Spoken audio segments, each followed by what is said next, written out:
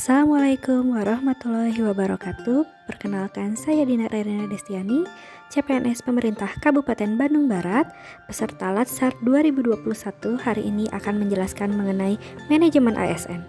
Sebelumnya, hari ini saya akan menjelaskan mengenai kedudukan, peran, hak dan kewajiban dari ASN. ASN sendiri terdiri dari dua, yaitu pegawai negeri sipil dan pegawai pemerintah dengan perjanjian kerja. Nah, apa garis besar perbedaan PNS dan P3K ini? PNS berstatus sebagai pegawai tetap, ada nomor NIP-nya. Terdapat jaminan hari tua dan pensiun, memiliki pangkat dan jabatan, dan ada mutasi atau pemindahan kerja. Sedangkan P3K bekerja dalam jangka waktu tertentu minimal 1 tahun dan dapat diperpanjang sampai 30 tahun, tidak memiliki jaminan hari tua dan pensiun, tidak ada status pangkat, dan tidak dapat mengajukan mutasi. Pegawai ASN berkedudukan sebagai unsur aparatur negara yang menjalankan kebijakan yang ditetapkan oleh pemerintah, serta harus bebas dari pengaruh dan intervensi, dilarang menjadi anggota dan pengurus partai politik, dan menjamin keutuhan, kekompakan, dan persatuan ASN.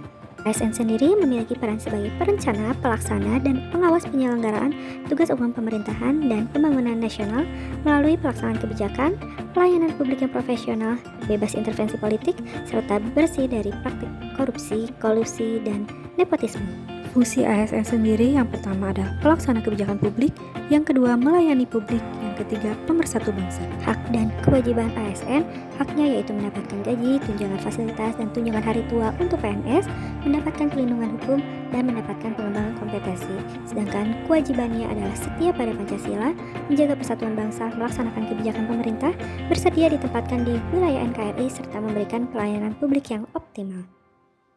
4 panduan kode etik ASN, yaitu sebagai pedoman, panduan birokrasi untuk melaksanakan tugas dan kewenangan agar tindakannya dinilai baik, sebagai standar penilaian sifat perilaku dan tindakan birokrasi dalam menjalankan tugas, dan panduan norma bagi aparat birokrasi dalam menjalankan tugas pelayanan.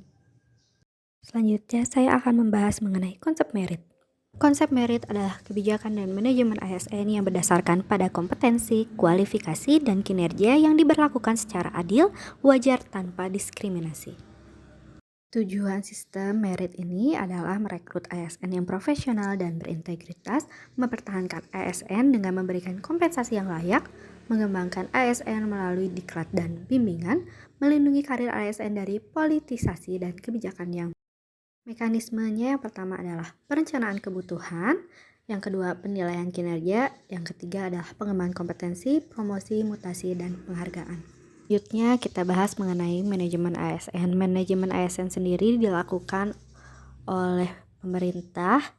Kalau instansinya di pusat oleh pemerintah pusat, kalau instansinya di daerah berarti oleh pemerintah daerah.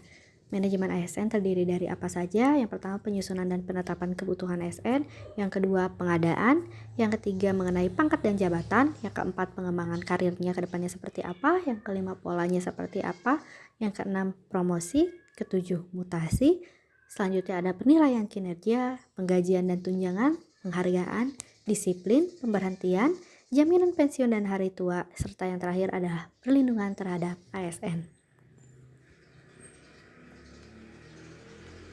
Telah dijelaskan tadi, sudah mengerti mengenai manajemen ASN?